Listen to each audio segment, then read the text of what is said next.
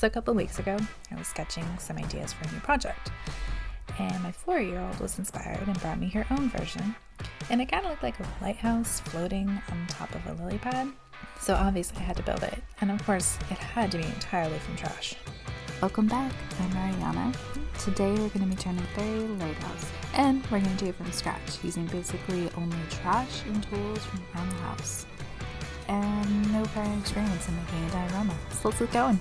So first, gather all of your materials. You're going to need some broken zip ties, some plastic inserts from a toy box and stuff, cardboard tube from an aluminum foil roll, and a cardboard box or two, and the rest pictured here I didn't end up using. But the point is, gather your trash. So the first thing I did was I chopped the roll to be the height that I wanted the lower part of the tower to be. For my lighthouse, I was building it to fit inside of a glass dome. So my measurements are a little wonkier than maybe if you were building it for something specific like a D&D terrain. You also need another piece for the lighted part. I used a paper towel roll because I liked that it was a little bit wider, so it gave kind of a juxtaposition between the two instead of making everything very straight and stick-like. Now I was planning on using a peanut container cap to be sort of the landing at the top of the lighthouse, which is what I'm putting together here. I didn't end up using that, and I'll explain why later. I ended up going a different route with this, but you can kind of at least see the shape coming. Here I've created a little template for the windows, and I am just tracing that onto my cardboard roll. And yes, you will have to sacrifice some of your toddler's beautiful cardboard roll artwork to do this, but I don't think she noticed. And then painstakingly cut it out with a dull X-Acto knife, because why bother replacing the blade? So I grabbed some zip ties and I cut them to shape inside of the window holes, just to give a little bit more of a 3D effect, bring some texture into it, and I just used some hot glue to attach it. This is a packing strap for furniture, that kind of thick plastic material that has a cool texture to it. Using it to create kind of a column along the side of the building. I'm just cutting it down to size. Well, I'm cutting it a little big right now, and then I'll come back through and trim everything up later. And then I'm adding it along the top as well. Again, just using hot glue. It's easy and fast, and it works really well. So now I'm just going to go ahead and trim everything so that it's all the same size again. And I am planning on putting a riser there so that I can lift it a little bit higher. To give the columns a little bit more texture, I'm adding another strip of zip tie on top of it to have a much more 3D effect. And I'm cutting out tiny pieces of the zip tie, and I'm just creating a little raised areas, I guess, on top of the column, and then in between as well. And the last step here is I have these little plastic eyeballs, like doll eyeballs, and so I'm just using some hot glue to attach them on top of everywhere that I put that second piece of zip tie. So they're acting as kind of decorative rivets, if you will.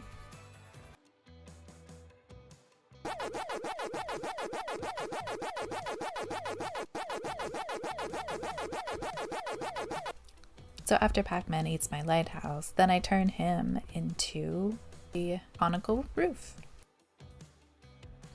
So I basically cut out a circle and then cut out a triangle of the circle, and that allowed me to build a conical roof. However, I started in paper so I could make it the shape that I wanted and kind of cut it down to get it the size that it needed to be. Then I can use that as a template to create it on the cardboard.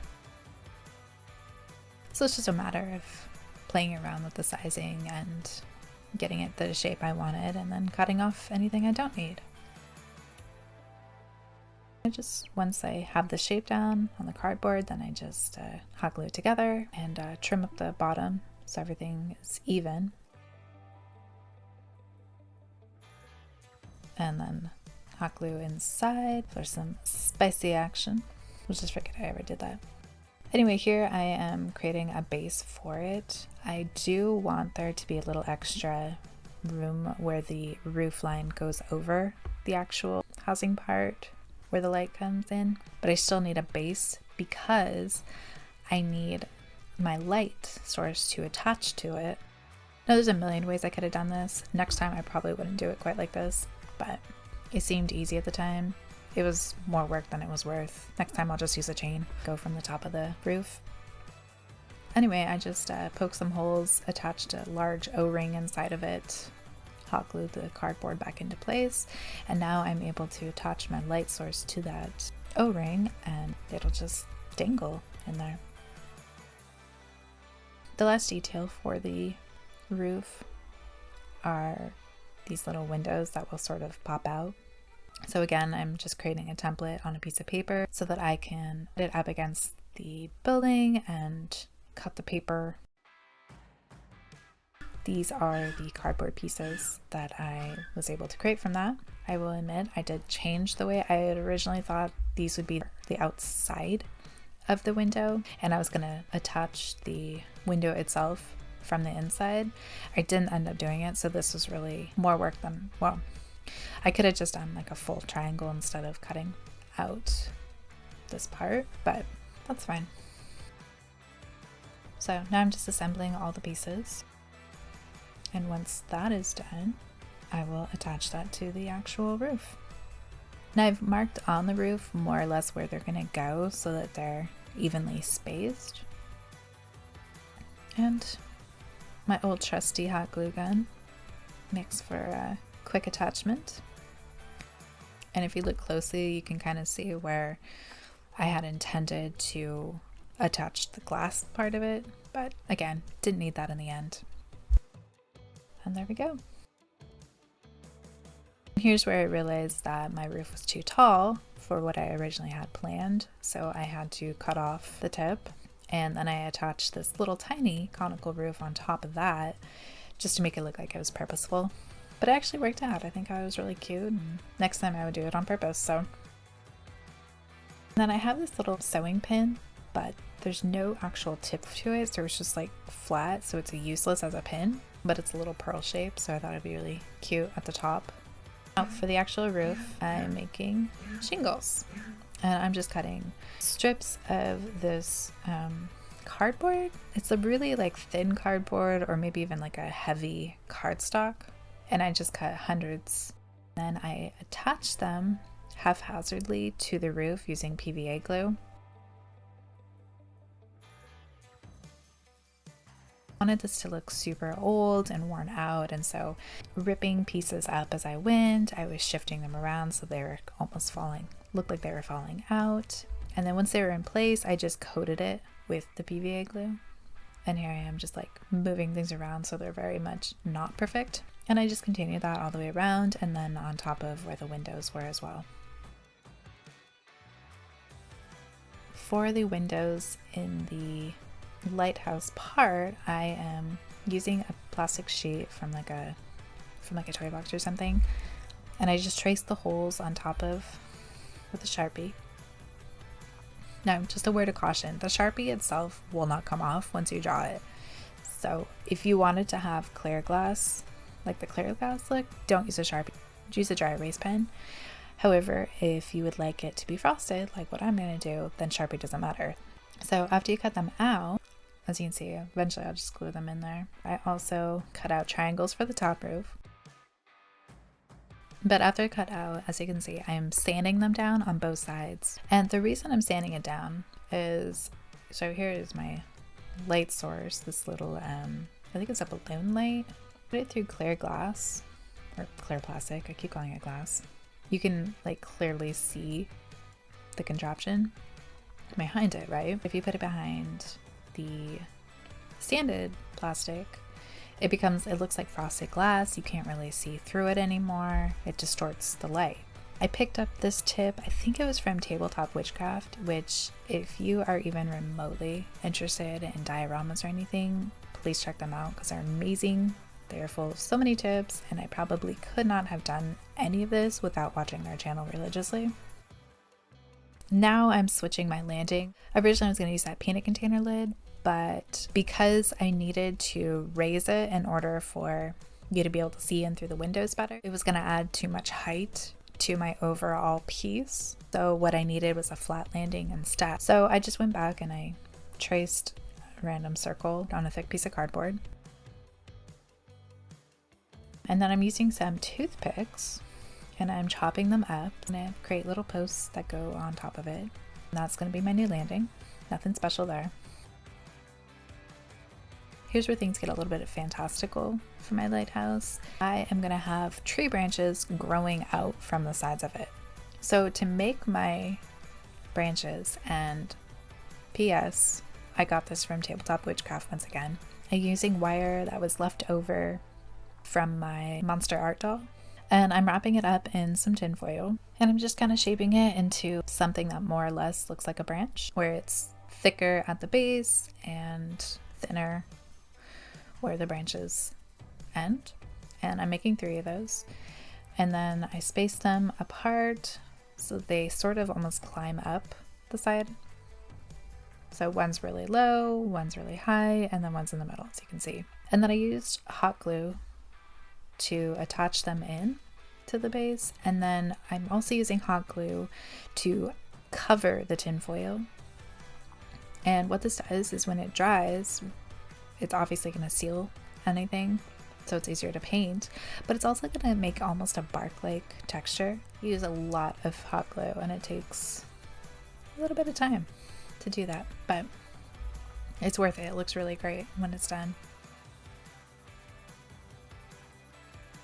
Now the next step for the tower is to create bricks. And I'm not gonna lie, I know like most people hate making the bricks for these projects, but I secretly love it. It's like my form of meditation. And I just have some Dollar Tree foam left over from a project, so chopping that up into little strips and then chopping that further into little bricks like sizes, and then I'm kind of ripping them up a little bit as I go just so they're really textured and imperfect. And it's a small tower, so I don't need a ton. And then I have my little rock tumbler, which is a leftover yogurt container full of dirty rocks from outside. I just shake it up. That just beats the heck out of the foam, and then they kind of look brick-like. Very imperfect.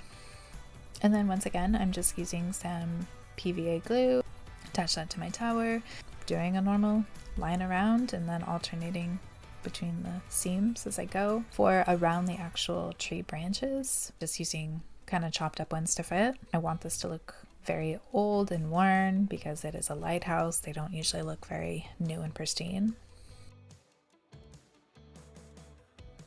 And when it's all done, I coat everything with a liberal case of Mod Podge and black acrylic paint. Although I think I actually use gray acrylic paint, but either way. It just gives it a nice base. It covers everything. Make sure you get in all the nooks and crannies. When that's dry, you start painting. So here's my palette for the wood. I start with like a really dark, rich brown base, and then alternating with a lighter brown, a sage green, and kind of an orange color tone. Where I'm semi-blending but semi-slopping it on, to be honest. Trees are not perfect, and that's just a cold hard fact. And it's hard to see because everything is black behind it, so I wanted to make sure I gave a palette so you could see it. I also did the exact same coloring on the landing itself. The last step for this, for both areas, was doing a pass over with a dry brush with a taupe color. For the landing especially, I did this over the walkway areas, over where there would be kind of like traffic on the ground, so it was sort of like a worn pathway, if you will. For the roof, I just went with black, so I went over with just a matte black color, and then I dry brushed gray over it. So just enough paint to kind of bring out the details but not go crazy. Now for the lighthouse itself, I started with a dark purple base and then did that same sort of blending with a much lighter purple over that. And then I came in with a very wet black to highlight some of those crevices and the shadows and everything. And then I dry brushed everything with the taupe and came back in to repaint the little divots, or whatever you want to call them, with a copper color. I also painted the trim of the windows and the posts the copper color as well, so everything sort of blends in together. Now I'm just super gluing that pin that I had shown before into place at the top of the roof. And I am going to paint that by actually just dipping it into the copper container so that it matches everything else. Finally, for the tower itself. First I came in with a dark black so that I could fill in all the deep crevices with the black. And then I hit certain areas with brown and orange colors to kind of bring in some of the more natural stone look. And then I alternated dry brush areas with sort of a gray and the taupe color. And then kind of the last step was doing a dark black wash over certain areas. Okay, moving on to the windows. For the triangle windows, as I said, I originally planned to do stained glass, and I wanted like purples and pinks and stuff like that in it. I didn't love the way it turned out, so you can see it on the back of the glass now. The other side of the glass, I painted it using a mixture of Mod Podge and the copper, and then I just used a paint pen to draw straight lines to make it kind of give the overall impression of it being stained glass. And then now I'm sanding it so that I can pop some of the bubbles and make it look sort of worn and textured, like old stained glass would look.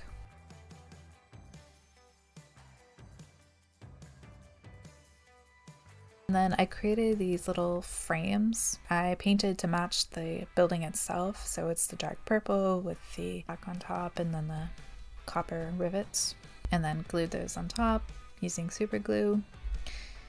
And then the last step was I actually filled in the gaps using UV resin, so it really gives the impression of stained glass from a distance. The last step for the building itself is some moss that's going to be living on the branches. And I chose this dark purple to match the building. Or rather, I chose purple for the building to match the moss, but either way, just using hot glue once again to attach it sporadically. I want it to feel kind of loose but full. I have some areas that sort of dangle, kind of fluffy and fun. Now I'm just hot gluing the frosted glass in place, and the building is done. Now for the base. As I said in the beginning, this is floating on top of a lily pad. So I'm taking polymer clay, rolling it out, and then just using a random circle to cut out the base.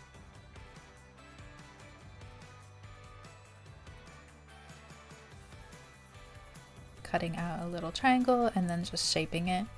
I want it to feel like it's moving, so the sides are kind of curled up a little bit. And then before baking, I did press the Lighthouse into it just so that there was kind of a little space in it that was make it easier for the glue. To make the lily itself, I watched a ton of tutorials. Don't follow mine if you're gonna make one. I'm not a clay expert, but it was still kind of fun making it anyway. But I kind of rolled out sort of an oval shape and then chopped it into tiny little pieces. And then I rolled them so that they sort of flattened out into kind of a petalish shape. And then I took those and started stretching them and kind of bending, manipulating them so that they're sort of turned in on themselves, and just laid it down to make sort of a flower shape. And then I laid down 2 more layers of those on top of it.